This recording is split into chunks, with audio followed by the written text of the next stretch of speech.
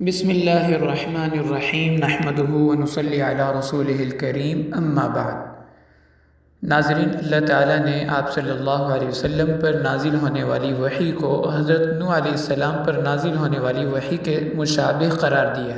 اللہ تعالیٰ کا ارشاد ہے، اِنَّا أَوْحَيْنَا إِلَيْكَ كَمَا أَوْحَيْنَا إِلَى نُوحٍ وَالنَّبِيِّينَ مِن بَعْدِهِ، کہ بے شک ہم نے آپ کی طرف وحی فرمائی جس طرح کہ آپ سے پہلے حضرت نوح علیہ السلام اور ان کے بعد آنے والے انبیاء کی طرف وحی فرمائی۔ اب آپ صلی اللہ علیہ وسلم اور حضرت نوح علیہ السلام کی وحی کو ایک جیسا اللہ تعالیٰ نے کیوں قرار دیا؟ حالانکہ انبیاء اور رسول تو اور بھی بہت زیادہ تھے۔ اس کی وجہ یہ ہے کہ حضرت نوح علیہ السلام اور آپ صلی اللہ علیہ وسلم کے درمیان کئی چیزیں مشترک ہیں۔ پہلی بات کہ حضرت نوح علیہ السلام پہلے تشریعی نبی ہیں جن پر شرعی احکام نازل ہوئے، اور آپ صلی اللہ علیہ وسلم آخری تشریعی نبی ہیں۔ حضرت نوح علیہ السلام سے پہلے جتنے بھی انبیاء دنیا میں تشریف لائے ان پر تکوینی احکام نازل ہوتے تھے۔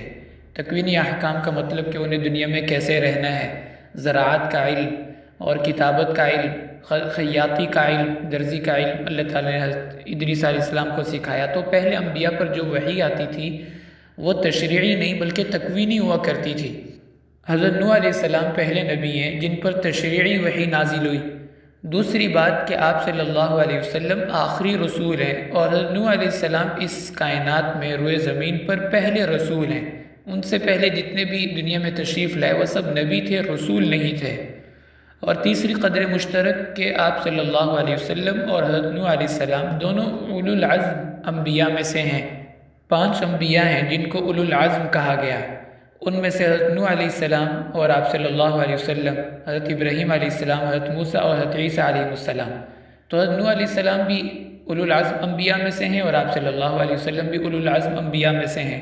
اور چوتھی بات کہ دونوں کو مشرک اور بت پرست قوم سے واسطہ پڑا، اور دونوں نے ان کی اذیتوں کا، مخالفتوں کا، مشقتوں کا سامنا کیا۔ تو اس نسبت سے بھی دونوں پر نازل ہونے والی وحی ایک جیسی تھی۔ اس لیے اللہ تعالیٰ نے فرمایا، اِنَّا أَوْحَيْنَا إِلَيْكَ كَمَا أَوْحَيْنَا إِلَى نُوحٍ وَالنَّبِيِّينَ مِن بَعْدِهِ وَآخِرُ دَعْوَانَا أَنِ الْحَمْدُ لِلَّهِ رَبِّ الْعَالَمِينَ۔